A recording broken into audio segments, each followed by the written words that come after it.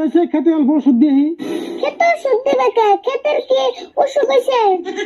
খেতের ওষুধ হবো কে? খেতে পোকা ধরছে, ওষুধ দেন লাগবো। ও তাহলে পোকার অসুখ হয়েছে? দেখো তো কত কথা কয়, পোকার ওষুধ হবো কে? ওই পোকাই খেতের ওষুধ। ও পোকাই তাহলে খেতের অসুখ? পোকাই কি ওষুধ খাইবো? না, পোকার ওষুধ খাইবো না। পোকার ওষুধ না গেলে আমি ওষুধ দিবেন না খেতে। কাকা তাহলে একটা কাম করো, কি কাম করুন আবার? পোকা বাচ্চা যেমন দিয়ে বেতে না ওষুধ খেয়ে দাও। তোর বুদ্ধি না খেতে ওষুধ দিন না, পরে খেতে যাবার কিছু যায়।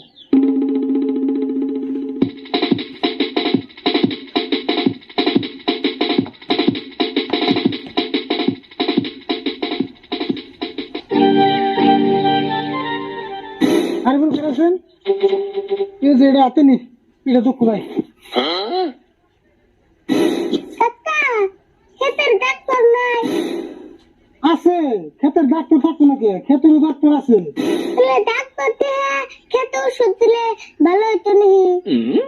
ভালো তো হইতোই, কিন্তু ডাক্তার তো খেতে হবে না। এ নাইলো আমরা কে ডাক্তারের বুকালে নিয়ে যাবো। দেখছে খেত কেমন ডাক্তারের বুকাল নিয়ে যান, তুই বোন আমার মাথাটা নষ্ট করে দিবি রে। আমি তো ভালো করতে গেলাম, আন্দে বন্ধে ওষুধ দিলে আমি যদি খেতে রিয়াকশন করে। রিয়াকশন করে করবো নি, তুই দেরি হবে সালবাদ দেমন লগে।